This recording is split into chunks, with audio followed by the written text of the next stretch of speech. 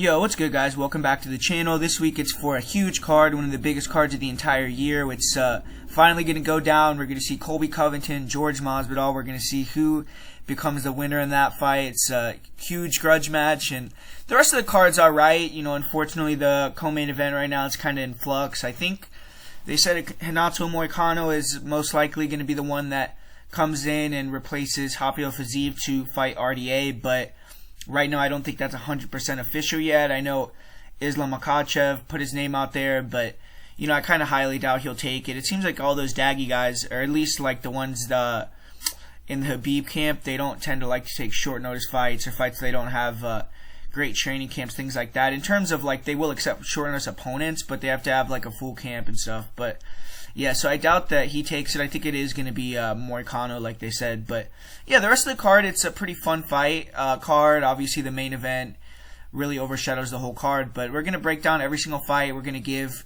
our betting perspective and who we're going to pick here, the method, everything. So make sure to stay tuned, check out what I think about every matchup if you're interested. But straight before we get the video started, like always, want to thank everyone for the continued support, watching the video, liking the video, commenting down below. But you know, make sure to put a comment down below if you want to. Let me know what you think about the main event, who you think's going to win, what you think about my predictions, what you think about my parlay of the week, who are you betting on.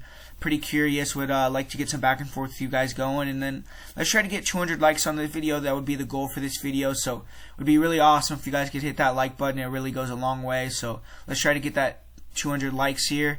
And finally, you know, if you want to get extra content for this week, you want to get my full betting packages, betting breakdowns, if you want to get access to my takes on some other fight organizations, some other bets, then check out the Patreon, patreon.com/MMAPredictionGuru.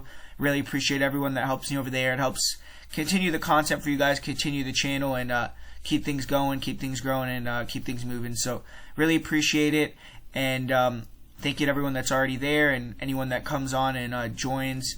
Definitely think you'll like the content, and definitely appreciate you as well. But let's get to what everyone wants to hear. Let's get to these fight card breakdowns. The first fight of the night, it's Dustin Jacoby. He's taking on Michał Oleksiejczuk. And this is a fun fight. It should be a striking fight. They're going to keep it on the feet and go to war.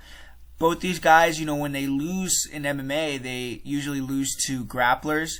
With Dustin Jacoby, he hasn't lost in quite a long time, at least in mixed martial arts. The last loss that he had was all the way back since coming back to MMA in 2019. He took a short layoff, I think, after his loss in 2015. My bad. Yeah, he lost in 2015, and then he took a little bit of a layoff, went and had that kickboxing foray where he fought some of the best kickboxers in the world and actually won a couple times, but did suffer some losses to some really good guys. Then he came back and he was able to win a one-night tournament where he had a boxing fight, a kickboxing fight, and an MMA fight, and he got a chance to go on the Contender Series due to that. So from going on the Contender Series, he impressed there, and then he's gone 4-0-1 in the UFC. He has one draw against Ion Cutelaba, but he's been unbeaten so far in his 5 fights since rejoining the company. And then Michał Oleksiejczuk, he's been a little bit up and down in the UFC. Started off really well, went in there against some established guys. He beat Khalil Roundtree. He beat Gian Vellante. Obviously, maybe they're not known as the highest level fighters, but they had names, and he was able to get his profile out there faster by beating those type of guys early in his career. And due to that, they did rush him pretty quickly. They gave him OSP after he went on his 3-fight win streak, and he ended up losing that fight. He got finished, and then after they gave him OSP, they gave him to another young prospect, grappler, and Jimmy Crute. He, you know, got out-grappled, got submitted. So both fights, his fight with OSP and his fight with Crute, he had issues with guys taking him down, out-grappling him. His other fights in the UFC, he has been able to either get the knockout or usually just get the better of the striking. He does have one decision fight where he fought Modestas Bukauskas, where he got the win, but a lot of people felt like it was a bit of a controversial decision. And that fight, I think, is going to be kind of similar how this fight is going to play out. It's going to be Dustin Jacoby on the outside, using his footwork, using his movement, trying to use his reach, his jab, touch, not get hit, use the leg kicks, and just kind of be the finesse striker out there, probably win a decision, or if he could, you know, clip him with a big shot. He does have that, killer instinct to try to finish the fight, but he's not going to push the issue. Michał Aleksiejczuk is going to be pressured forward, trying to get into that boxing range and throw his big combinations. He has big power, and he has good durability, and he's always pressuring throughout the fight. His cardio is good. That's something that Dos Anjos has had issues with in the past, is guys that can press him, continue to walk him down, eat his shots, and Jacoby will get a little bit tired, and then you can maybe land on him. Another thing about Jacoby is he has been dropped a couple times in recent fights, so against Michał, someone that has power, someone that is pretty clean with his boxing, that's always something you have to be a little bit worried about. But if you're going to be in a kickboxing or a striking fight with a guy like Dos Anjos in MMA, you have to be really, really good to beat him. And I just feel like Michał isn't going to bring that wrestling threat into this fight. And on the feet, Dustin just has more weapons. He has better footwork, and he's going to be able to stick and move, chop at him from a range, and get that decision victory. Similar to what Bukauskas did, but I just think he'll be a little bit more effective and get it done in the eyes of the judges. So for me, the pick is going to be Dos Anjos to win a decision in a fun back-and-forth striking fight. I think Michał will start to get to him towards the end of the fight a little bit, but I think it'll be a little bit too late. And I think Jacoby would just be a little bit too far ahead at that point. So, going to go with Jacoby by decision. And in this next matchup, we got a fight in the lightweight division. We got Devontae Smith taking on Ludovit Klein. And it's two guys who had a lot of promise and still do, but they also have a lot to prove. Devontae Smith, he's a really fun fighter to watch. He's kill or be killed so far in his MMA career. None of his pro fights have gone to decision, and he has 8 finishes in the first round.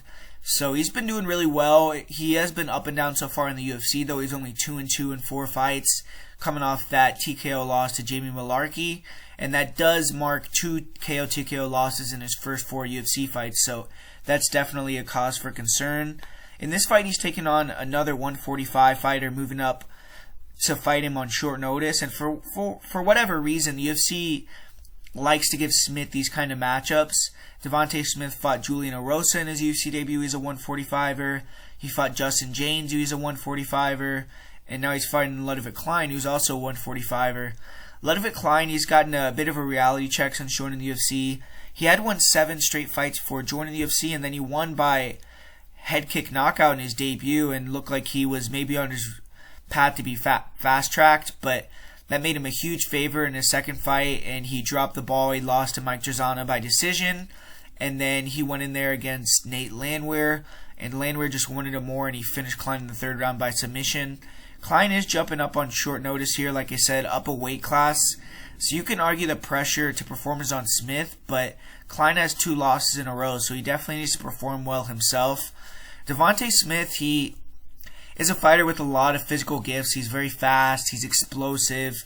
He has big power. He has long arms. He's going to have a 4-inch reach advantage in this fight. And his hand speed is elite for the lightweight division. That is probably his defining trait. Good boxing. He does a solid job of trying to stay long. Good jab. And he works behind it well. No problem just walking fighters down, staying patient at his range, and throwing leg kicks, jabs. When fighters look to close the distance on him, that's when he's going to bring that counter too. And if he can land that clean, he usually could put fighters out or at least hurt them really badly. He has good 1-2s, 1-1-2s. Definitely throws some sharp, straight punches. He'll look to mix in some body kicks, some high kicks. Sometimes he could be timid and he doesn't look like he likes to exchange in the pocket. He's hittable and his durability isn't the best. His last fight, he fought a pressure fighter with good head movement in Jamie Mullarkey, and he struggled a bit with that. He, was able to do well early. He landed some big shots. He stung Mullarkey, but couldn't hurt him too badly, and he was getting backed up for large parts of the fight. He was getting his jabs slipped, and he was getting backed up, and he was getting clipped with big hooks in the pocket. And being a boxer primarily, he's also heavy on his lead leg. Leg kicks definitely added up for Mullarkey in the 2nd round, and it seemed like once the going got tough for Devontae Smith, he looked for the door pretty quickly. So he struggles with adversity a little bit, in my opinion. And he's not a grappler. He doesn't really look to wrestle in his fights. Back in the day, he did have issues with wrestlers and takedown defense. John Gunther was able to take damage early, get Smith tired, and then start taking him down and eventually finish Devontae on the ground. Smith's range and athleticism does make it hard to shoot in on him, though.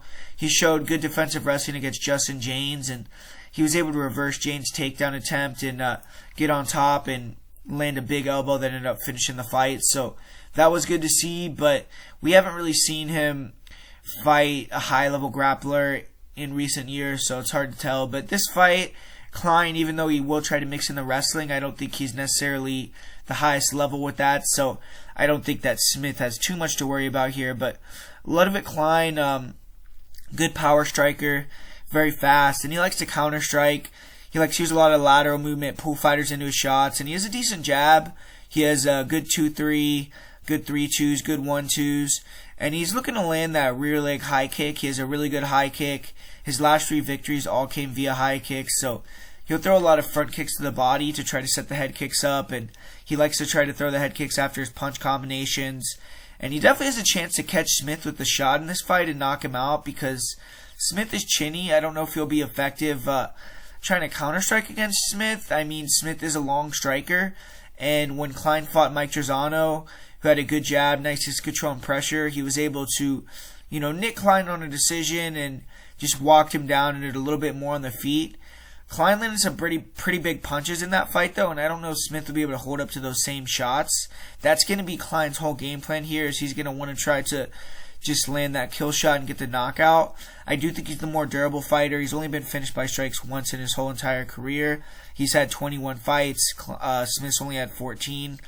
And Klein is definitely hittable, though. He had big issues with the jab and the straight punches of Trizano, which if he struggled with the Trizano jab and crosses, he's definitely going to be in trouble with Devontae Smith, who's longer, faster, and hits harder. I expect Ludovit Klein to try to use his wrestling here. Klein has decent timing on his double. He did get several takedowns against Mike Trizano. He doesn't really have the greatest top control, and he doesn't do the most damage when he can take it to the ground, but if the fight is close on the feet, he will look for takedowns, and that could be the difference in him winning or losing in certain fights. And his cardio, I mean, he does slow down, so I think both guys have cardio issues here. I don't really feel like either guy has a big advantage there. This fight could go either way. I think Smith, if he had good durability, would justify his betting line, but he's been knocked out and hurt way too frequently for me to trust him here on a bet against a guy that's powerful, explosive like Klein. Klein is smaller, though, and he's going to struggle with his style against a taller, longer, faster fighter. He has had issues, like you said, with jabs or straight punches in previous fights. And Smith is probably the guy with the best jab of any fighter that he's ever faced. Klein doesn't really push the pace. He doesn't have a great gas tank, so I don't think he can count on taking Smith to deep waters necessarily. And Smith is going to have to be disciplined, pick his shots, try to get his opponent out of there like always. He has to be ready for Klein to shoot in and try to take him down. And if he does get taken down, try to get back up to his feet quickly. I want to trust Smith confidently here, but I just can't. So I'm going to pick him to win by first or second round knockout. But ultimately, I think that the line is, a little wide. It could go either way. I think Klein is probably the value side, but I am going to say Smith gets the knockout in this one. And this next one's going to be in the flyweight division. We got a fight between a grizzled veteran and a prospect here with Tim Elliott taking on Tagir Ulanbekov. Tim Elliott, I mean, we've seen him in the UFC for years now. He has upped it up a notch recently. I will give him some credit because I do feel like since going to Glory MMA, he's started to fight a little bit better, a little bit smarter. But still, he kind of showed his ceiling once again against Mateus Nicolau. He actually was in a competitive fight with Nicolau, who I do think is a good fighter, but he just couldn't get over the hump, lost a close decision, snapped his 2-fight winning streak. And it just seems like whenever Tim Elliott goes in there against a real top guy, he just can't get the job done. He's able to go out there and beat a lot of these lower level fighters. He could take them out dominantly. And obviously he had that great run on The Ultimate Fighter. He got to fight for the UFC title. So he has some name value, and it's a good guy to put in there and test against these new up-and-coming guys in the UFC that you think potentially have promise. And that's exactly what we have here in Tagir Ulanbekov, who kind of disappointed a little bit in his last fight. He did get the win, but he didn't justify his betting line at all. He went in there against a guy in Alan Nascimento, who's a really legit jiu-jitsu black belt. And with his style, that's obviously going to give Ulanbekov some issues because Ulanbekov got takedowns, but he got threatened a lot on the ground. He was in a lot of submission trouble, and it was kind of subjective who you thought would win that fight at the end of the day. But Beckoff with his top control ended up getting the split decision win. They liked it a little bit more than the submission attempts from Nascimento, and that did move his record in the UFC to 2-0, and he has 2 good wins with beating Jalin Nascimento and beating Bruno Silva, who's on a roll currently in the UFC. So Beckoff 13-1 out of Dagestan. He's, a guy pretty prototypical there. He is a little bit better on the feet, I would say, than most of the Dagestani guys. He has good movement. There's a lot of nice kicks, and he's long and rangy for the division, so that helps him out a lot. But mainly just wants to get the takedown. He's super good at getting the takedowns against the cage like usual, and really good top control. His submission defense is really solid.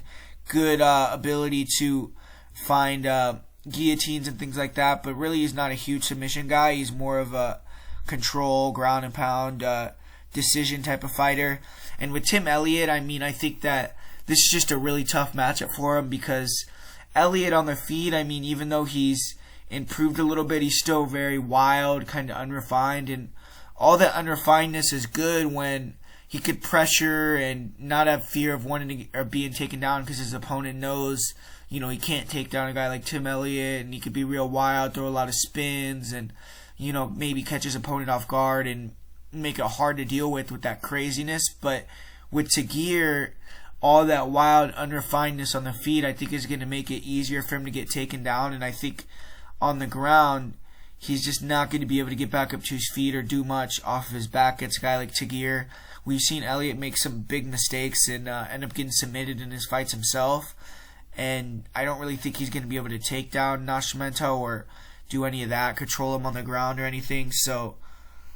But Bruno Silva did get quite a few takedowns, so that does make it a little bit of a closer fight to me, because if Bruno can get the takedowns, then maybe Tim Elliott can. The only difference is I don't think that Tim Elliott can control him on the ground. If they get in a lot of scrambles, Tim Elliott is kind of known to leave his neck out there and maybe get submitted. So I think that he is in much more of a danger to be finished by wrestling offensively than a guy like Bruno Silva, who's a black belt, who's a really good jiu-jitsu player. So I think that's not a super viable game plan for Elliott either. So I just think Tagir is going to be able to go in there and win the decision. It's notoriously very hard to finish Elliott unless you just catch him in a sub. So that is a possibility, Beckoff by submission, but I lean more towards him winning via decision here. So for me, the pick is going to be Tagir Beckoff. And in this next one, once again, we got another Dagestani grappler taking on a grizzled veteran here with Umar Nurmagomedov, the cousin of Khabib Nurmagomedov, taking on Brian Kelleher. And Umar is the biggest favorite on the card here. He's 14-0. He hasn't fought in a long time. The last time he fought was in January of 2021. He also is not expecting to fight on this date or against his opponent either. He'd been preparing to fight Jack Shore on March 19th, but Shore withdrew, or I'm not 100% sure what happened, because Shore's fighting pretty soon as well, but that fight ended up not happening, and him and Brian Kelleher got matched up for this date, and it's probably a good thing for Nurmagomedov. In my opinion, it's an easier opponent with a bigger name, and he gets to be on a pay-per-view card. And Brian Kelleher, he's looking to keep the ball rolling, get another huge upset win. He's pulled off a couple of huge upsets in the past, but this would be the biggest upset of his career by far. He has won 2 fights in a row in 4 of his last 6. Probably is on the best run of his UFC career right now. He just fought less than 2 months ago against Kevin Kroom on January 15th, and he was pretty dominant in that fight. He did get cut open, though, and with that kind of short amount of time, it is like 6 weeks, though, so it probably is good, but you have to be a little bit worried about that cut reopening for Brian Kelleher. This is definitely a good one, though, because Brian Kelleher, man, he's no stranger to this spot. He's cashed 5 times as the underdog in the UFC. He's cashed twice as a over 2-1 underdog. When he fought Yuri Alcantara, he was actually like a plus 350 or something like that. So he was over 3-1 underdog when he made his UFC debut against Yuri. And he's proven, to definitely be a UFC level guy. He's been able to take out guys. He's kind of made a name for himself a little bit, and he's a fun fighter to watch. But with this fight against Umar Nurmagomedov, man, it's a tough one, because Umar, he's a guy that does everything well, man. He blends things together on the feet. He has good footwork, good movement, and even though he's a pot shotter, I do feel like if him and Kelleher had like a stand-up fight over 15 minutes, maybe Umar could kind of point himself to a decision win. But he would be in a little bit of danger because his defense sometimes he can overextend a little bit, or sometimes he can enter range with his hands down and things like that. And Kelleher has power, he could catch him, but the likelihood of him knocking out Umar Nurmagomedov, I think, is pretty low. And Umar just has that big advantage in the grappling against Kelleher, even though Kelleher is tricky and he's slick. I mean, you have to be careful about the guillotine of Kelleher. But we've seen Umar Nurmagomedov out-grapple some really good grapplers. Last fight against Sergei Morozov, he was able to easily dominate him, ended up submitting him in the second round. He was able to beat Sakyukab Kakramanov on the regional scene, or I think it was in the PFL. So that's another guy that's a really good fighter with good grappling skills that Umar was able to defeat. In that fight, though, it was contested primarily in the stand-up. Another thing that I think does behoove Umar a lot here and helps him out is that he has that big reach advantage. That's going to help him because he throws a lot of kicks, tries to stay long, and then when Kelleher, wants to try to get in the pocket or, maybe get a little aggressive, then Umar can get him in the clinch or take him down. And I just feel like he's going to be able to handle what Kelleher has to bring here. He obviously has to be careful of the big overhands from Kelleher, of the hooks on the inside. He has to be careful of the guillotine from Kelleher, but outside of that, I don't think Kelleher is going to be able to take him down and beat him like he has his last two opponents. And I think that Kelleher is going to get taken down like he did against Ricky Simon and kind of control, dominated on the mat. So I'm going to go with Umar Nurmagomedov. And continuing along here, we got the first women's fight on the card. And man, I mean, if you guys only thought there was a grudge match in the main event, I mean, we got another one right here. We got the Mariya Agapova versus Maryna Moroz saga. This was the one where Maryna Moroz came out on I think it was like a Russian interview or Ukraine, something like that, where she was talking a lot of shit about Mariya Agapova, talking about how she's like a drug addict and she was trying to steal people's husbands at ATT, and she tried to stab someone's wife, and like all this crazy shit, right? So then, Mariya came back at Marina, saying that was kind of bullshit, and now they've been going back and forth. But so we got another ATT versus another Florida Kip type of battle here with Mariya Agapova. She's training ATT Sunrise, and then she actually came up to Syndicate MMA and trained here for a while as well. So,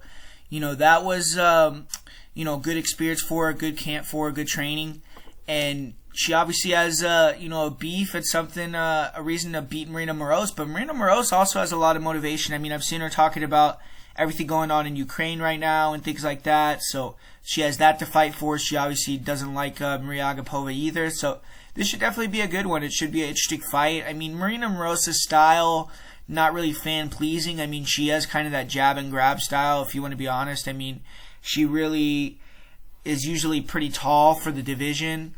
She has a pretty good reach. She's rangy.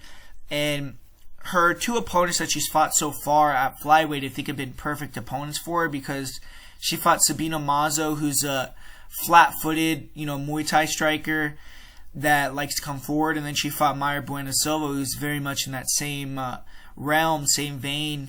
And both those girls, gave an easy target for Marina to clinch up, push against the cage, touch up with the jab. And Moroz, really, her whole game is really just to throw these touching strikes to back you up and then clinch you up, jab and grab you, and that's about it. Take you down if she can, hold you on the ground. She's not really looking to submit you or do big damage. She doesn't really have like a high accuracy rate on the feet. A lot of her strikes are just kind of like flim-flam type of strikes. But she has an effective style to win decisions because she has pretty good clinch control. She has decent wrestling, like I said, and she's long. She fights pretty smart. She's risk averse. Her cardio is good. But you do see her, like, when these girls start to kind of get the beat on what she wants to do, how she's entering in the clinch and things like that, they start to really beat her up in the third round. Like, Mayra Bueno Silva almost knocked her out in the third round. We saw Sabina Mazo hurt Maryna Moroz in the third round as well. So Moroz as well, even though she's undefeated at flyweight, hasn't really been able to get a lot of momentum going because she's been so inactive. I mean, she hasn't fought in quite a while at this point. I think it's been literally almost 2 years to the day that she fought. I think she fought March 14th, 2020, and she's had 4 canceled fights in a row. So I really wouldn't be shocked to see Maryna Moroz pull out of this fight again as well, but don't want to put that bad juju out there. Hopefully it does go down. But with Mariya Agapova, man, I don't know. I don't think it's going to be a good night for her because Mariya, she's a girl that's long and rangy in her own right, but she's much faster, more dangerous than Maryna Moroz, and she's not going to stand right in front of her, man. She's going to be bouncing in and out of range. She's going to be backing up Maryna. She's not going to let Maryna control the center. She's going to be throwing some really nice long strikes. She's going to be mixing in the kicks, and she's just really dynamic, aggressive, intense. Just a fucking beast, man. Even if you take her down, I mean, she has pretty good get-ups. Her, her elbows off her back. When she gets on top, she has brutal ground and pound. She's one of the best finishers in that division. She's one of the best finishers in all of women's MMA, in my opinion. Just the thing about Mariya, she's young. She's 24. She, sometimes, like, obviously when she fought Shayna Dobson, I don't feel like she had all of her emotions in check going into that fight. I think she probably didn't have the best training camp, and she showed it in her performance. She gassed out. She wasn't really fighting very smart. And with this fight, them having beef, her and Maryna Moroz, that is something that could potentially, veer Mariya off of a game plan, make her fight emotional, make her have an adrenaline dump. So that's really the main things that I'm worried about with this fight, because I think outside of that, Agapova is going to do work, and I think she's going to finish Maryna Moroz. I don't think Maryna Moroz is going to get hit by Agapova, and I think Mariya's going to take her out of there, but that's just the one worry that I have. I mean, I don't think that Maryna Moroz is going to be able to effectively get inside enough to clinch up and take down Mariya. That is going to be her path to victory. I don't think on the feet she has much of a path at all. And if Mariya doesn't gas out, she doesn't get tired, I think she's going to be dynamic enough, have good enough movement, and just be too dangerous to close that distance against for Maryna. And I think it's going to be a long night for Maryna. I think she'll get knocked out, probably second or third round. And up next here, we got a light heavyweight fight. We got Kennedy Nzechukwu. He's going to be taking on Negumereanu. And Kennedy Nzechukwu, I mean, he had his 3-fight win streak snapped in his last fight, and it was in brutal fashion. He got elbowed to sleep against Dong Jung. It was a bad performance.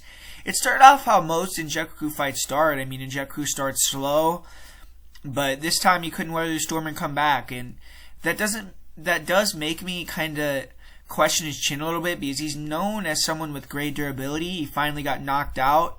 He's still young and he has all the physical gifts to come and threaten the division, but if your game plan is to take damage early to end up finishing the fight late and you end up getting finished, that does put into question, are you going to get finished again? Are you going to be able to continue that type of game plan? But he's 6'5", he's 83-inch reach, and with continued skill improvement, he could maybe become a good fighter.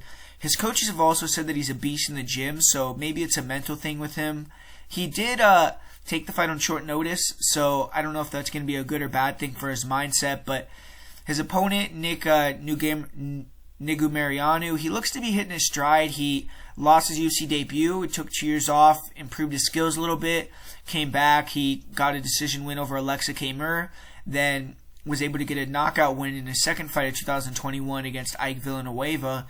And he moved to the United States. He's been training at Extreme Couture. He also has the benefits of the UFC PI, and that's definitely looked to have paid dividends for him in the cage. He was expecting to fight Ihor Potieria here, who was a UFC newcomer, but Potieria pulled out, and now he's getting a bigger, more established name and a chance to move up in the rankings in Kennedy Nzechukwu.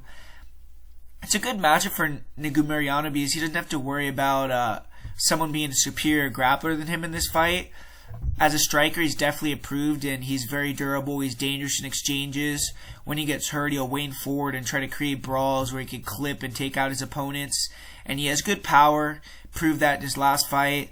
He'll walk guys down and attack with that counter right hand or the counter left hook.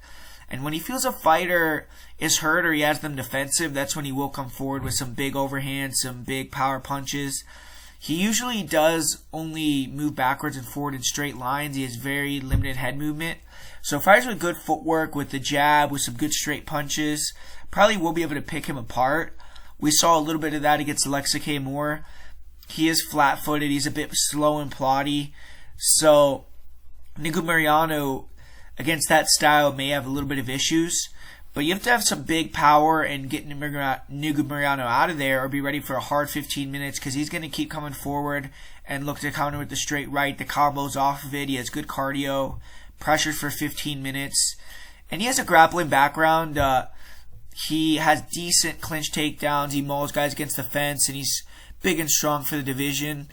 His takedown defense can be a little bit suspect. I mean, we watched his fight with Sergei Spivac, and he got taken on several times, but he showed some decent jiu-jitsu. He was attacking leg locks. He was creating sweep opportunities. He was getting it back up to his feet.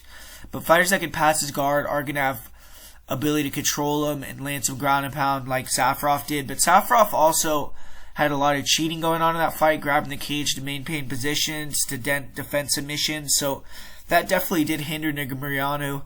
And for Negumereanu, he has a couple submission wins and finishes with ground and pound pre-UFC. He's more of a striker at the UFC level, though, in my opinion, because his wrestling isn't top-notch. He isn't extremely active with it, and better grapplers that get on top of him can do damage and finish him. At 27 years old, he has a ton of time to keep getting better, especially at 205. Being an Extreme Couture is going to help him. And with Kennedy Nzechukwu, he's a guy that, like I said, he likes to use a high guard and almost like rope-a-dope guys early. Let him land big shots on him, land big shots on his guard, cover up, and then when he starts to maybe feel their power going down a little bit or their speed going down a little bit, that's when you'll start to come forward and, work his straight punches, mix in that high kick. He's fairly athletic and he has a really long reach, so when he can find his range and actually start keeping you at the end of his punches, he can be very effective. And he's been able to turn fights around where he's been losing the entire time, like for instance against Danilo Marquez, against Carlos Ulberg, and just get the knockout late in the fight. So Paul Craig, he had the opposite happen to him, though, where he was winning the whole fight and then he got finished. So, it seems like he's one of these guys where he has a lot of holes, he has a lot of things that he needs to work on, but he has a good heart, he has the ability to stay in the fight even when he's losing, and he could find that finish, opportunistic guy. But I do think he's coming back too fast after getting knocked out. I mean, he just got finished by strikes less than 4 months ago, and it's not like he has the ability to mix it up and get the takedown or work in the clinch and limit the damage. He's going to have to strike, he's going to have to take shots to give shots, and he's going to have to be in a dangerous fight with a guy that has some power. So I'm just going to go with Negumereanu. I think that he's going to find that knockout, but I'm not confident in this one because I do think as time goes on, if Kennedy can get his range and get his confidence, his timing going, he will be a superior fighter. I just think that Negumereanu, he has a rugged style, he's always pressure, and he has good durability and cardio himself. And as long as he doesn't gas out completely and kind of could stay in Kennedy's face, keep him uncomfortable, I don't know if Kennedy will ever start to get his game going, and I do question his chin. I think he's coming back too fast. I think he's taken a lot of damage throughout his career. He finally got knocked out. He should have taken some time off longer than that, but I think it's a bad decision a little bit. So I'm going to go with Negumereanu via first round knockout. And continuing on here, we got Marina Rodriguez. She's going to be taking on Xiaonan, and this is a really excellent fight, high-level fight here on the prelims. And both girls probably are pumped for this kind of matchup. Almost every fight Marina Rodriguez and Xiaonan are in, they have to deal with an opponent who's constantly looking to take them down. In this fight, they're going to be able to go to war and have a fun kickboxing fight. Rodriguez is a sizable favorite in this bout, and I do think that's a bit of recency bias because of Xiaonan's last fight. Rodriguez has been nothing short of impressive in her UFC career, though. She's won 3 fights in a row. Her last 2 matches, she's won in 5-round main events, and she's inching pretty close to a title shot with wins over girls like Michelle Waterson, Amanda Ribas, and Mackenzie Dern in her last 3 fights, 3 ranked fighters in a row that she's defeated. A win over Xiaonan will probably be enough for a title shot if you ask me. Rodriguez has only been in there with high-level competition. She did fight Jessica Aguilar in the UFC, but all of the other fighters she fought were ranked at the time that she fought them. And she isn't a fighter without fault. She did lose to Carla Esparza. She's had 2 draws. She struggles against grapplers, and that's why beating Mackenzie Dern and Amanda Ribas in recent fights was so big for her and kind of showed some progression for Marina Rodriguez. For Xiaonan, she was looking like a future champion or a future title contender at the least up until her last fight in the UFC. She was 6-0, and she was on a big winning streak. She was doing well, but she had won, I believe, 11 or 12 fights in a row overall. But she went in there against Carla Esparza, and she got absolutely dominated. She got finished in the second round, and that's why she's an underdog against Marina Rodriguez here. Rodriguez also lost to Esparza, but she clearly showed she has better jiu-jitsu, she has better defense off her back, her get-ups are better. Esparza was able to do whatever she wanted on the mat against Xiaonan, eventually finished her with strikes from the crucifix position. And Xiaonan's probably not going to have to deal with many takedown attempts in this fight. She has to be happy about that. She, before that, had beaten girls such as Angela Hill, Karolina Kowalkiewicz, and Claudia Gadelha, so she has some good wins as well, but I don't think they're necessarily as good in the division as Marina Rodriguez's wins are. I do think Rodriguez is beating more in-prime fighters as well. Xiaonan, she needs to win this fight to prove she's still in the mix. She's still a top-level fighter in that division.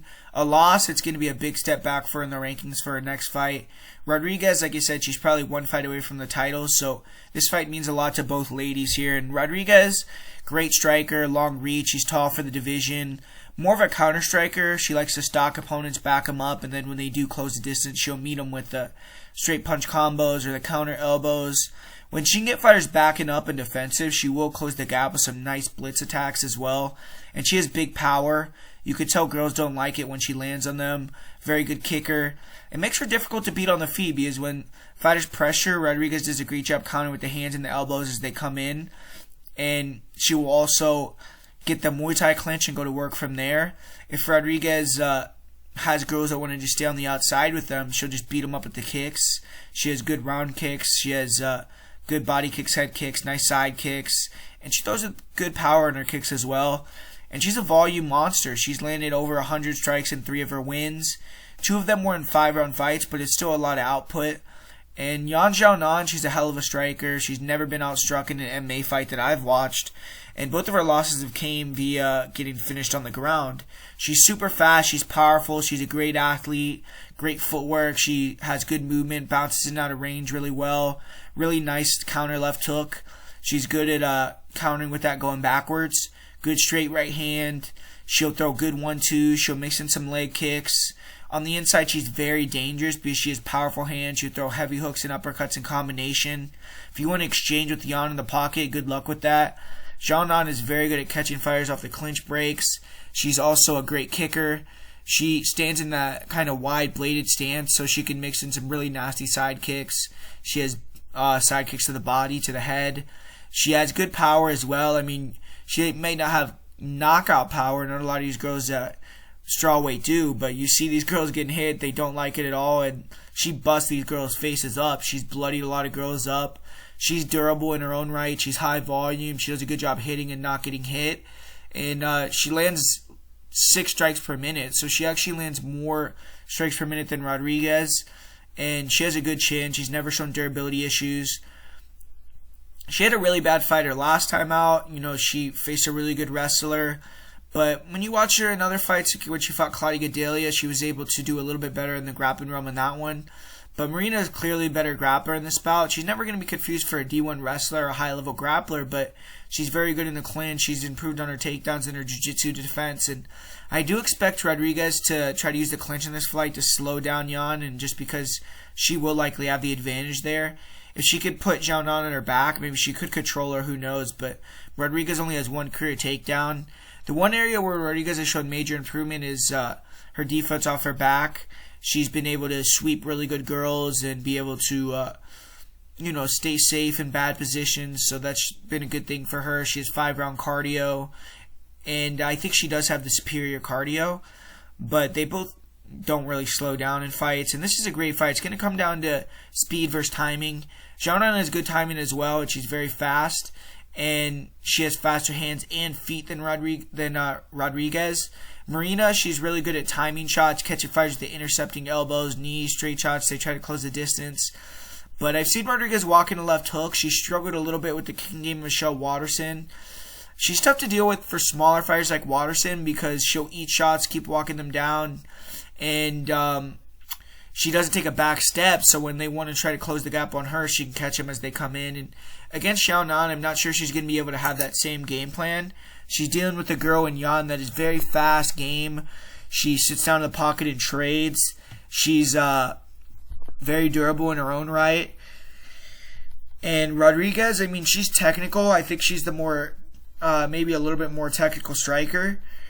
But, man, I mean, I think the clinch is going to be where she has to really beat up on Xiaonan if she wants to prove that she's that big of a favorite. I think the line is a little bit crazy because I feel like Xiaonan, she's never had a striking fight where she's lost in the UFC. She has the speed advantage here. She's the younger girl. I feel like if it stays on the feet and is a straight up kickboxing match, it could be like a 50-50 fight. I think Xiaonan is going to be able to get the better of the exchanges. I think she's going to control the center. And I see her speed, movement, and counter hooks maybe ruling the day here. So I'm going to go with Xiaonan as the pick, and I'm going to pick her as a pretty big underdog here. And this next fight's the last fight on the prelims with Jalin Turner taking on Jamie Mullarkey. It seems like kind of a weird choice to headline the prelims if you ask me, but it should be a fun fight to watch for sure. And this fight, was actually supposed to go down a couple of years ago, the night that Jalin Turner fought Josh Culibao. Culibao was a short notice replacement for Jamie Mullarkey. Both guys are on a roll now, so honestly it's probably a better time for them to match up. Jalin Turner, he's won 3 fights in a row. He's finished all 3 opponents. He beat Earls Medic in the first round in his last fight, which was pretty impressive. Turner, he's 3-1 in the lightweight division in the UFC, so with another win, he may see a big step up in competition. The same can be said for Mullarkey, who he has won 2 fights in a row in the UFC. He started his UFC career 0-2, but he came back with a vengeance. He has gotten 2 knockouts his last 2 fights. He has heavy hands, and that could play a factor in this fight as Turner has shown to not have the best durability. A win for either fighter here will be huge, so I expect both to come in great shape and be ready to go.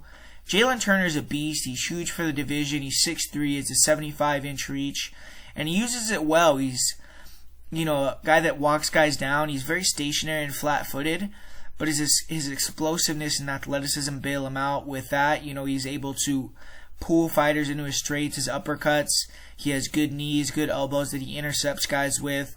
Good job going to the body to set up the headshots. Very fast, explosive, powerful. He'll throw some hard front kicks. He has good low kicks. Really does a good job investing in the body shots throughout the fight. Needs to be careful about he throws the high kicks or knees here so he doesn't give up the takedown. Defensively, he's hard to hit because he has the range advantage. He has good speed, but he has limited head movement. And even though his hands are fast, he doesn't really move much. He's always going to be right in front of his opponent usually. Fighters can move and pot shot on him and land some clean shots. He has not had the best durability. He's been knocked out 4 times. So that's something that you have to think about. He is a dangerous guy in his own right. He has 8 knockout wins. Grappling is what fighters are probably going to try to exploit the most when they fight Jalin Turner. With his style, it does make it fairly easy to take him down or get in on the takedown against him because he stands very tall, comes forward, he's flat-footed.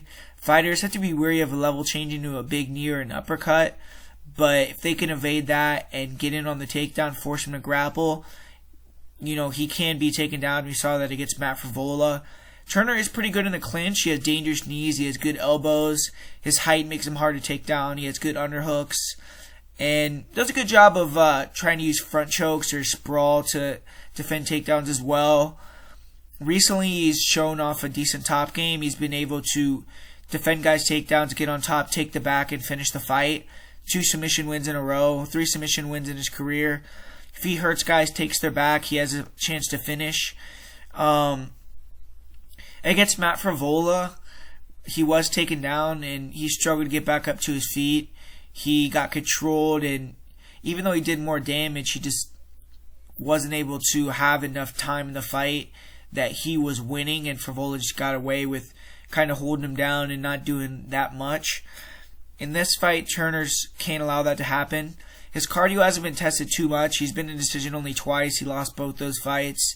He's also been finished in the 3rd round of another fight that he's had. Turner's only in 2-3 in fights that have gone past the 1st round.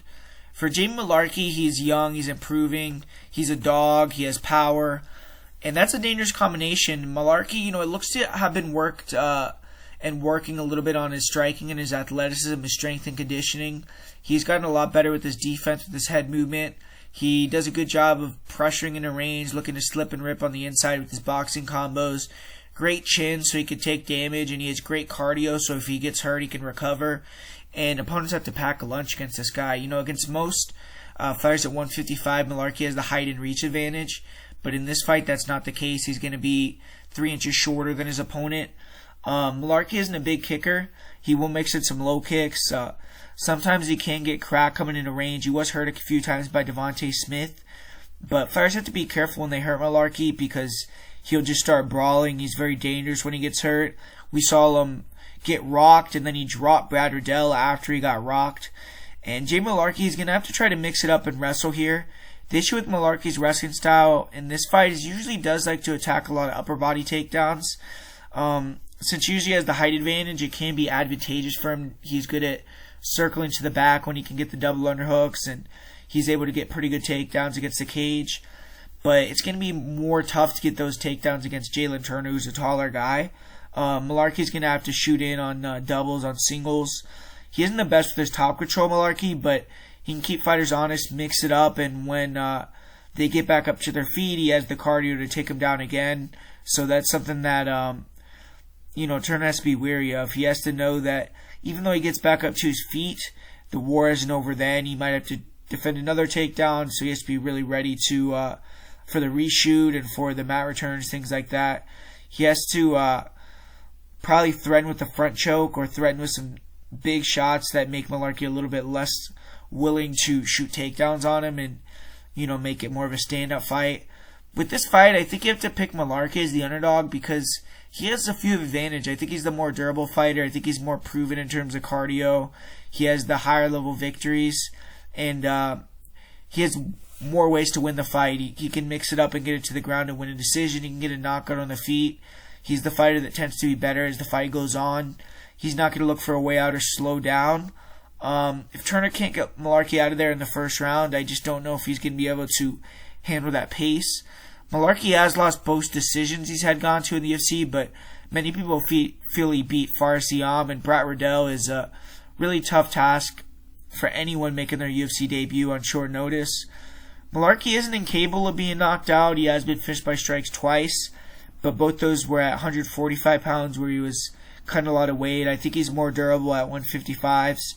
And Mullarkey, he's going to be able to have more success shooting in on the legs in this fight, in my opinion, because he's going to be the shorter guy. And I think his pressure is going to make it a little harder for the tall striker and Turner to get comfortable. I think that both guys could get knocked out in this fight, but I'm going to go with Mullarkey here as the underdog to pick up the win. And we got a heavyweight fight kicking off the main card here with Sergei Spivac taking on Greg Hardy. And Sergei Spivac, he took a risk in his last fight. It didn't really pay off for him. He jumped into a fight on short notice with Tom Aspinall, got knocked out in the first round. Prior to that, Spivac did have some momentum. He was on a 3-fight win streak.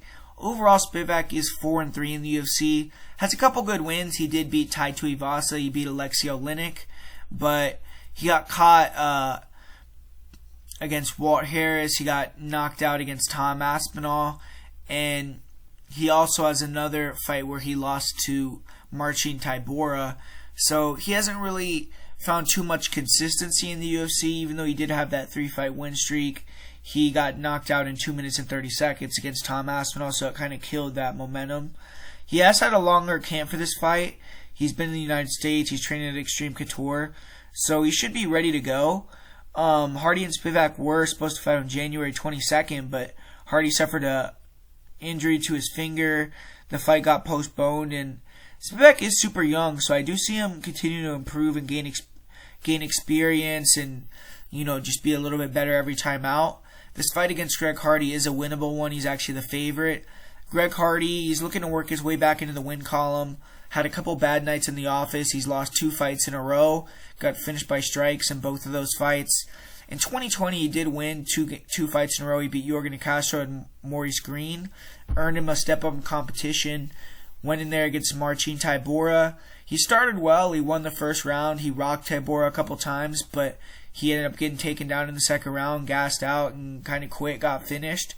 Then he fought Tai Tuivasa, and he started well again. He rocked him, but he got overzealous, and he got caught coming in and got taken out. Obviously, seeing what Tuivasa has gone on to do now, that doesn't look like the worst loss in the world, but Hardy's got a pretty big paycheck that he gets paid, and he already has a stain on him, so he has to avoid 3 losses in a row. But someone in the UFC must like Greg Hardy a little bit, though, because he does always seem to find his way onto big spots on main cards. It's going to be his 3rd pay-per-view main card. And Greg Hardy, is a guy that has been able to largely dominate fighters outside of the top 15, but they were not UFC caliber fighters either, in my opinion. Spivac may not be ranked, but he's much closer to being ranked than the fighters that Greg Hardy has defeated in his career. He's well-rounded. He is a bit smaller for the division, but he has good hand speed, cardio, pretty good boxing. He has a nice jab. On the feet, though, I don't necessarily see him being able to compete with a guy like Greg Hardy. He doesn't have the speed, he doesn't have the height, and he doesn't have the power advantage, which all 3 of those are big deals when you want to strike with someone. The thing about Hardy is, he has started to work with Sanford MMA. He's working with Rashad Evans a lot, and that has to up his striking acumen at least a little bit. And you see it in his fights. I mean, he is getting better with his boxing, his pull countering. It's just he sometimes makes these rookie mistakes because that's what he is. He's still kind of a rookie. When he hurts someone, he'll come in with his hands down. He'll throw kicks with his hands down. He'll throw too much output early that he can't sustain, get tired, and then look terrible for the rest of the fight or get finished. So he just needs to figure out a few things, and he could end up being really good. But, in this game, you're learning on the fly like that. You could get cut, and then, who knows if you have that same motivation, and, your career could just go down the drain. So even if you have that potential, it doesn't always get fulfilled all the time. But Hardy, he's still only 33 years old. I think that's not old at all for a heavyweight. He has a lot of time to continue to improve and develop. And the thing with Hardy, when he's fresh, he's really hard to take down, hard to get in on, super strong and explosive. And Sergei Spivac, even though he has decent wrestling and grappling, he likes to get a lot of judo takedowns, throws, and things like that. He will sometimes time some good takedowns, but usually those are off his opponent's kicks. So if I was Greg Hardy, I would look to only box, don't throw any kicks really at all. Maybe trying to mix in a couple leg kicks, but really set him up really well. Spivac is a little susceptible to low kicks, but the other thing is, like, if Hardy does get taken down, he's shown the propensity to kind of give up and quit off his back, but I don't think that Sergei Spivac is nearly the top game player with the top control that a guy like Marcin Tybura has.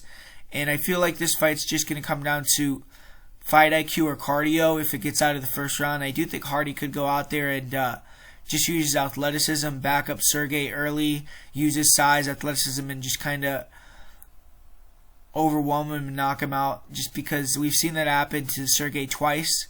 We saw it happen with Walt Harris. We saw it happen with Tom Aspinall. Those are the 2 more athletic fighters that he's fought in his UFC career. If you look at some of the other opponents that he's went up against, like he fought Alexei Oleinik, Jared Vanderaa, Carlos Felipe.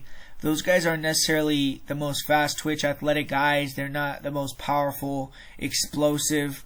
Hardy is way, way more athletic and explosive and fast than those guys. He was able to get that big win over Tuivasa, but Tuivasa is a much smaller guy, 6 feet tall, and he just had a bad performance in that fight, Tuivasa. He was able to work well on the feet, but he couldn't stop those clinch takedowns. He got really tired, and eventually he got finished on the ground. So that is going to be his path to victory, though. He has to weather a storm, get Greg Hardy tired, get on top of him, and pound him out. And he's very probable, or there's an outcome where you see that possibility. But in my opinion, I think that Greg Hardy is going to go out there and overwhelm him in the first round and get that knockout. He needs to do it to save his job, save his career, and I think he's going to get the job done. So I'm going to go with Greg Hardy. This is another one of these fights I think could go either way, though, because you can never trust Greg Hardy too much. So Greg Hardy is the pick for me, though. I just think he's too big, too strong, too explosive, too fast, too athletic early. I think Sergei can get a little bit intimidated early. He's not the fastest starter. I think he's going to really struggle to take down a guy like Greg Hardy, especially when Hardy's fresh. So even if it goes all 3 rounds, if Hardy can fight disciplined to a game plan, could maybe even win a decision. So I think that Greg Hardy is the right pick at almost 2-1 odds. With this next fight, we got two kind of zany characters in MMA with Kevin Holland and Alex Cowboy Oliveira. Both these guys are fun to watch. They've been fun to watch for years. Obviously, Cowboy is a much more grizzled veteran than Kevin Holland. Cowboy's had a ton of fights, man. I believe this is Cowboy's 23rd or 24th fight for the UFC, so he's been putting it down for a long time. But recently, both these guys have fallen on a little bit of hard times. Holland lost 2 fights in a row, but he did fight Marvin Vettori and Derek Brunson. I mean, probably the 2 best wrestlers in the middleweight division in the UFC. And then he had that unfortunate fight with Kyle Dawkins where got knocked out or got dropped with a headbutt and got choked out, and there was some controversy. Then they ended up calling the fight a no contest. And now Holland, he's moving back down to welterweight, where he has fought quite a few times in his career, and he's been talking about moving down to welterweight for a long time, so it's good to see him finally do it. We're going to have to see how he looks on the scales and things like that. But this fight, I just feel like they're trying to set up Kevin Holland to get the win for sure. Alex Cowboy, like I said, 3 losses in a row, and they haven't been losses where he's been able to avoid taking damage and just lose these close decisions or coasting to a decision loss. He's been getting taken out of there. His last fight with Nico Price, I guess it did go to decision, but his previous 2 fights he was finished. He got a really bad beating against Randy Brown. He got submitted, and then he got submitted against Shavkat Rakhmonov as well. And in this fight, I mean, I think that Cowboy's going to want to close that gap, get in the clinch. I think he's going to want to try to use that explosiveness early to maybe close the gap and land a big knockout punch. But as he's gotten older, his explosiveness, his speed is not as good as it once was. He's not as dynamic, and he's never been the most technical guy. So it's just really gone downhill for him in terms of his striking. I think, he's a lot more hittable, and he's not really as dangerous with his ability to close the gap and knock you out with a big power shot. One thing about Kevin Holland as well is he has that range advantage over almost everyone he fights, especially at welterweight, and he's known to have an iron chin. So even if you do end up landing on him, he could roll with it pretty well, and if you land flush, he could take it. So, Kevin Holland is hard to get out of there with strikes. He did get headbutted and hurt in his last fight and then, choked out, so maybe that hurt his chin a little bit, but we've never really seen him put down with punches or anything like that. And he's winning there with guys like Thiago Santos. So, I mean, yeah. And Holland, I mean, in the striking realm, I think he's a lot better. He's faster. He's kind of wild, too. He's not the most technical guy, but with his speed and his length, he can kind of just keep guys at the end of his punches. He has good kicks, and he's real wild. So he'll try some stuff maybe a lot of people won't do, and he has power in his own right, good speed. I think at 170, he will have the power to knock guys out more than he did at 185. And Alex Cowboy, in my opinion, already has a little bit of a questionable chin. The wrestling is something that Holland is, notoriously had issues with. He's gotten taken down, controlled on the ground, and also he's had issues with kind of just, once he gets taken down, checking out and just kind of closing his guard, being defensive, talking, and letting his opponent rack up points and control time and get decision wins. But one thing about Holland is he does have really good jiu-jitsu, and people do forget, the way that he finished a guy like Jacare Souza on the ground. I think that if Cowboy does go in there with a game plan to try to take him down, that he will get subbed, or Holland will be able to just get the better of the submission game. We saw Holland be able to out-grapple a guy like Gerald Mearshard, who's one of the best grapplers at 185 today. And, another thing is I think that if they keep it on the feet at range, Holland is just going to pick him apart and end up knocking him out. So the best range for Cowboy to be in this fight, in my opinion, is in the clinch. He's very dangerous there. He has nasty knees, good elbows, and he can hold you and control you there. If he could do that for 2 of the 3 rounds against Holland, then he could get the win. But I think Holland has the superior cardio these days as well. Cowboy, getting older, is starting to slow down a lot more in his fights.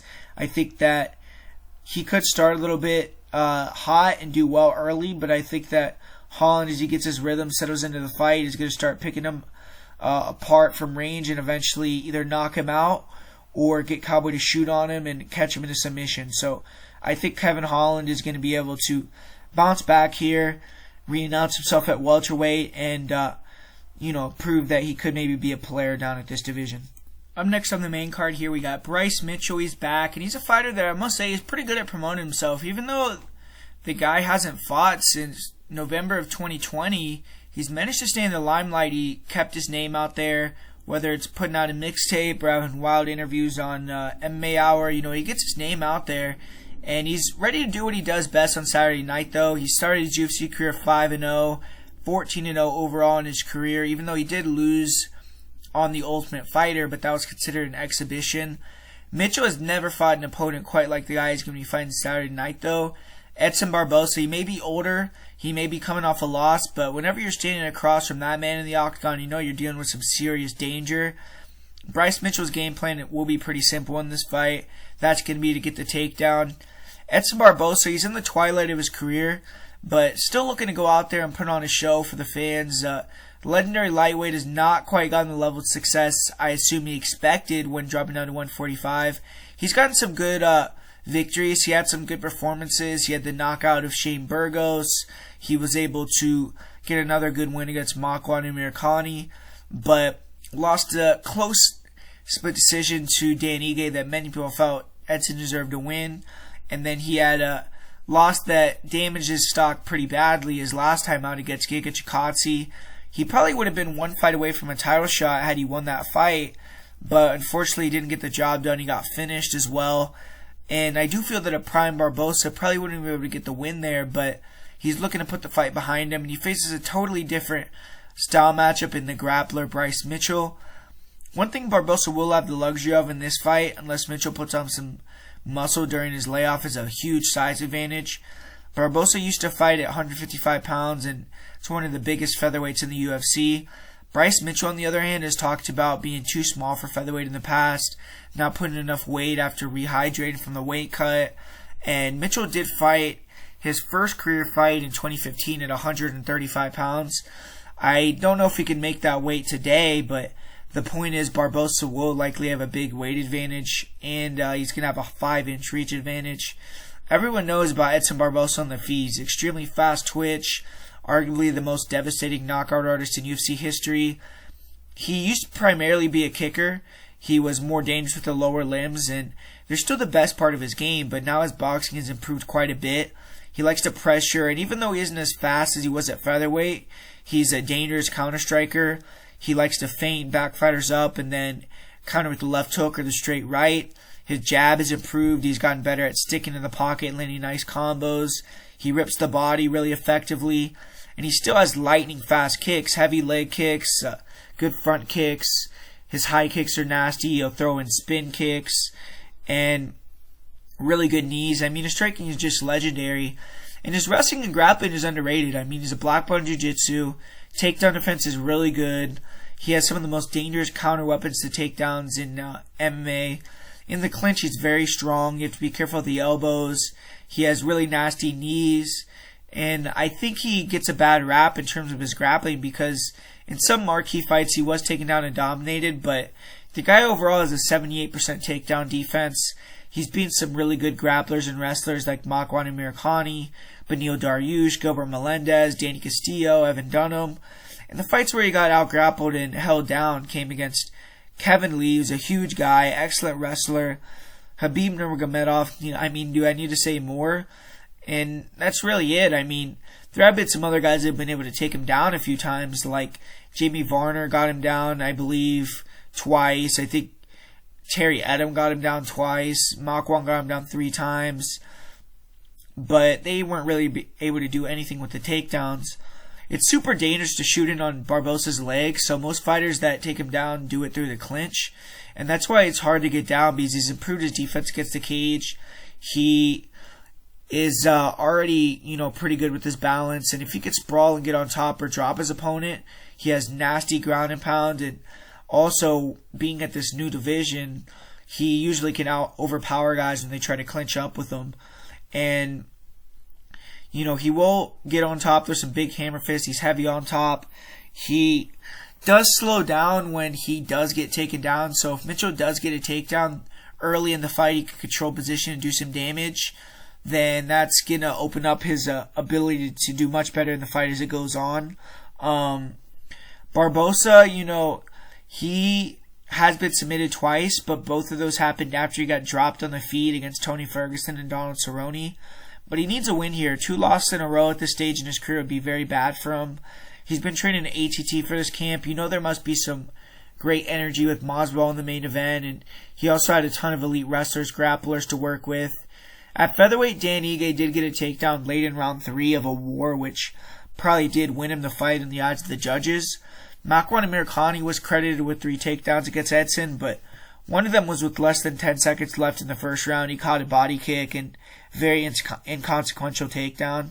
He got taken down again, Barboza, with less than 10 seconds in the second round, where he dropped him, went for anaconda choke, and then eventually got Makwan got out of it, and there was a scramble, and then he got taken down. So both those takedowns were really meaningless. The third round, he did get taken down, and Makwan got some control time, but he couldn't really do much. The ref stood them up after a couple minutes. The one thing about Makwan is he does gas, so if Bryce can't take him down with time to work in the third round, Edson probably would have to deal with much more of a barrage there. But, with Bryce Mitchell, he is a guy that, as a striker, will need to have improved a lot to even compete against a guy like Edson Barboza. He's tall, he's rangy against most fighters, but in this fight, that's not going to be the case. He is a southpaw, and he has decent hands. He tries to land the straight or the overhand left. He doesn't really have a lot of power. His kicks are his best weapon in the stand-up. He has nice leg kicks, good round kicks, body head. He'll try to use some side kicks, and he throws a lot of kicks without the fear of being taken down. So he can throw them as hard as he can. He can back you up with them and then, get you to the cage, shoot in, and try to work his grappling. On the feet, he doesn't really have the firepower to deal with someone like Barboza, though. Holds his hands low. His defense is not really very good. I don't think he's the best when fighters pressure him either. If he can't get the takedowns and is forced to strike, he does tend to get tired pretty quickly. Bryce Mitchell is a hell of a grappler, though. His wrestling is not the greatest, but he has a decent single, and he will use the single to push guys to the cage, and then he can chain wrestle, be relentless. And, he's very good at when guys stuff his takedown, he'll just reshoot again right away, and he can tire guys out, and then once they're tired, they become easier to take down, and obviously he can go to work. But he needs to be careful on how he level changes, make sure to disguise them way better than he has throughout his career recently, because Barboza will get a read on how he's trying to take him down and time something and knock him out.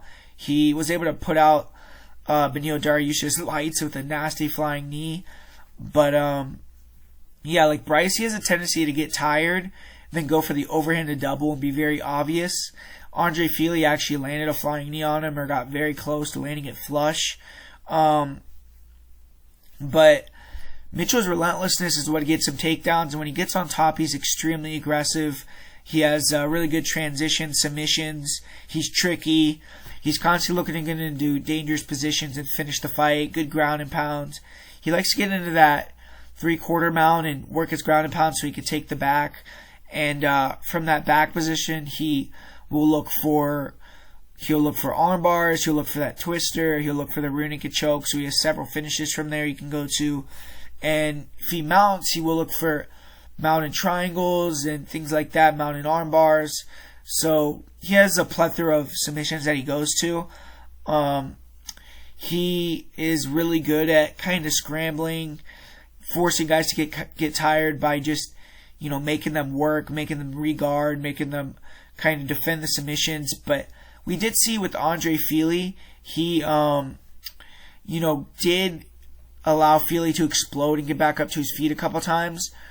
When he fought these other guys like Matt Sales, where he got him with the twister, Charles Rosa, those were very good matchups for him. So I do think his top control is a little bit overrated, but obviously it's still pretty solid. And he could push the pace, and that's going to be his weapon in this fight. He needs to weaponize his cardio, get the fight to the ground, put Edson in his world, and like he likes to say, he needs to cook him to the bone. So that's going to be kind of what he wants to do.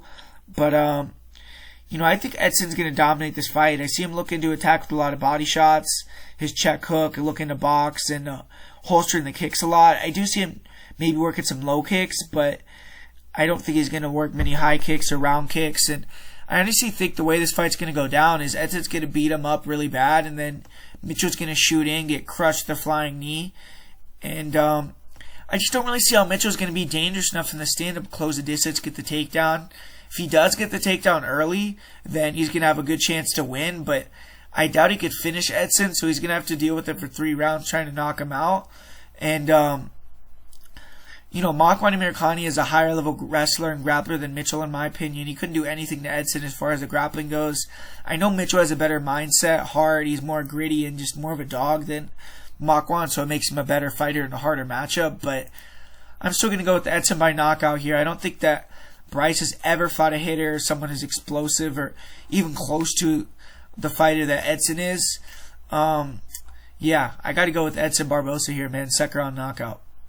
And here we go, man. We got the main event. I'm really excited for this fight. It's probably going to be, one of, if not the biggest pay-per-views of the year, in my opinion. We'll see, how many buys it sells and things like that. But, ultimately, man, I'm kind of surprised at the sentiment of this fight, bro. It's like people are shitting all over this fight. It's like, man, it's like Jorge Masvidal is a total bum, man. They think he's just like horrible fighter. It's like, I don't know. I don't know what these people want from George, man. I like Masvidal. I like Colby. Obviously, I mean, if you guys been following my channel, I picked Colby to beat Kamaru Usman, in his last fight, and I kind of felt like, you could have made the argument he won 3-2, but, Usman got the win, and it is what it is. He held on to his title. And with Masvidal, he is much more dominant in those fights, and it's like, just because that happened that way against that opponent, it's like they're thinking that it's going to happen with Colby. But the thing is, I think this fight has a lot more variables, a lot of differences, and I think it's going to be a competitive fight, man. I think the line is a little bit off, and this is coming from a guy that likes Colby Covington, man. I do. I'm a fan of the guy, but ultimately, I mean, Colby Covington, he's facing a lot of demons here in his own right. You have to think about, in a way. I mean, he's facing the guy that he definitely got his ass whooped by Jorge Masvidal, man. I mean, you guys could say what you want about where you think their levels are at now, but Colby was in there training with New George, when he was 0-0. He was just making his pro debut. Maybe he was getting better of him in the wrestling, but when they were doing striking practice, George was in there torturing him, beating his ass. And he has to look at across from the cage at Mike Brown, these guys that were in his corner for like 10 plus fights, man. They were there for his whole run in the UFC. That's a little weird. Like, he's facing his old team, and he wanted this. I mean, he obviously wants to get the biggest fights, and this is huge seller, and it sells itself with the story and everything like that. Two friends, kind of going the wrong way. They switched gyms, and now another thing is, like, MMA Masters also always had kind of a little bit of a beef with America Top Team, where they kind of took a couple of their fighters, like Amanda Nunes and things like that. So now they're involved in some weird way a little bit, and it's kind of like, it's intriguing, but when you just look at it from the perspective of the fight, I just feel like people are shitting on Jorge Masvidal's skills in a major way, man. I feel like the guy is a beast. I mean, he's high level for sure. He might have had a lot of losses, and he might not be as good career-wise as Colby Covington, but when you look at both these guys recently, I mean, Colby hasn't done too much either. I mean, he's fought Kamaru 2 of his last 3 fights. He lost both fights, and you could argue, or he definitely did. I mean, it's not even an argument. He put up way better opposition than Masvidal did. But even though he didn't get knocked out in the second fight, he did get finished in the first fight. He got dropped hard in both fights, and if those punches landed a little cleaner, maybe Colby would have got knocked out like Masvidal. So it's not like Colby just took the punches like a Terminator and was like way 100 times more durable than Masvidal. That was also Masvidal's first time getting knocked out in his career. It's a punch he didn't see coming.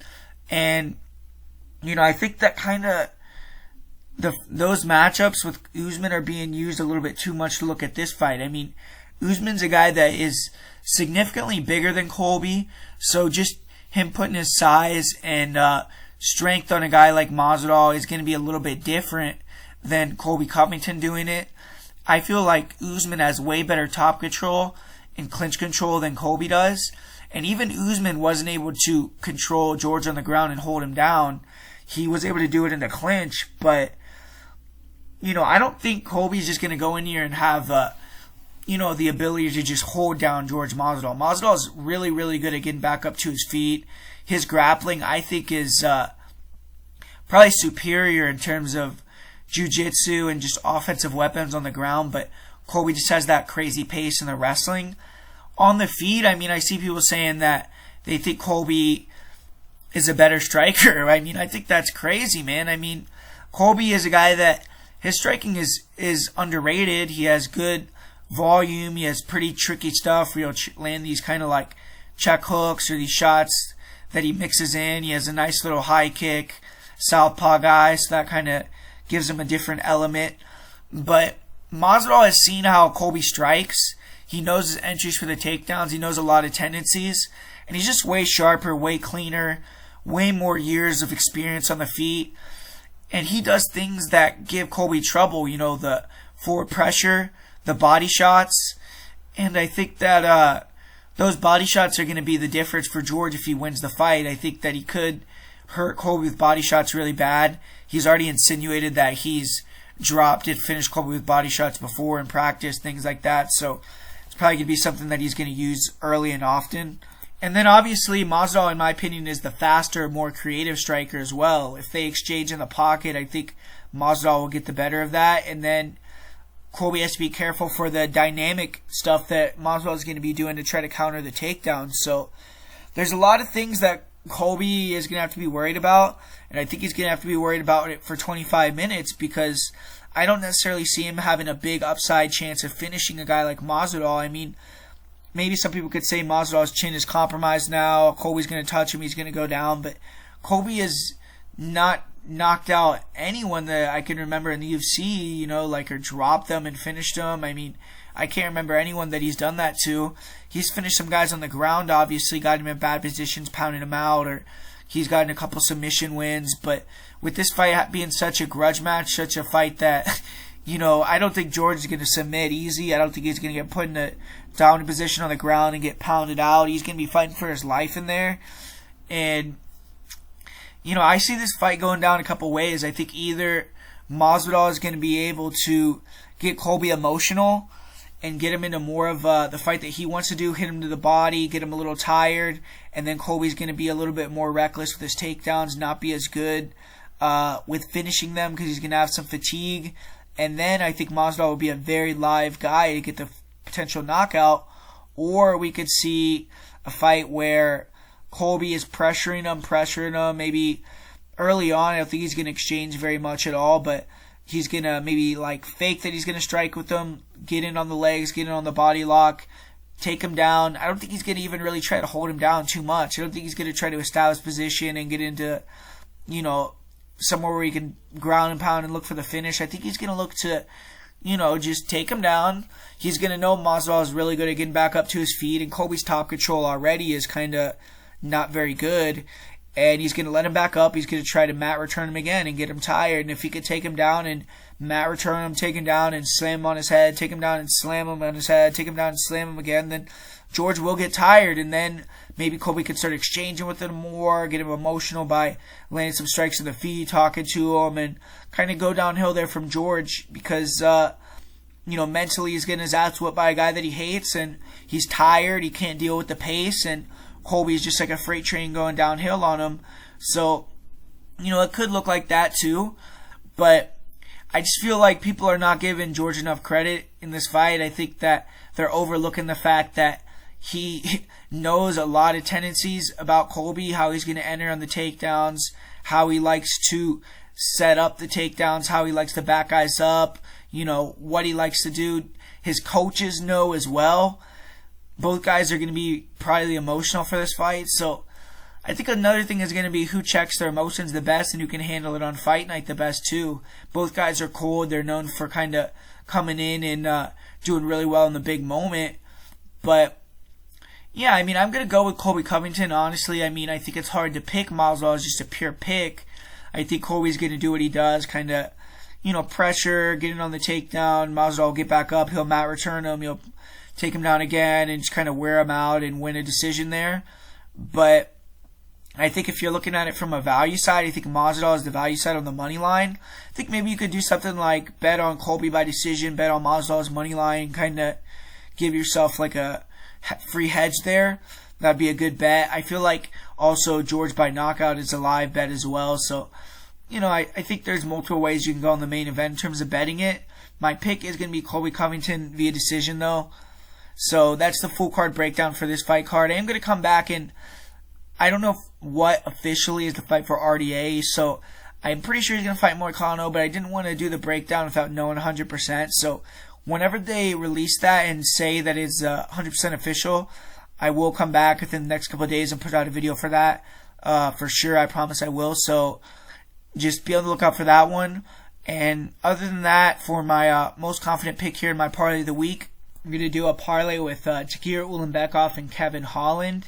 And for my most confident pick of this week, it's going to be Umar Nurmagomedov. So thanks for watching, guys. Hope you enjoyed it. Hope you got something out of it. Like at the beginning of the video, let's try to get 200 likes here. So hit that like button if you haven't hit it yet. Put a comment down below. Do you think my parlay is going to hit? Are you going against Holland? Are you going against Beckoff? Or, what other bets do you have? Do you think I'm off on any of my predictions, things like that? Would be interested to talk to you guys, get in a little bit of a debate, anything, So really appreciate everyone that's around the channel, and thanks for watching, guys. I'll be back later on next week.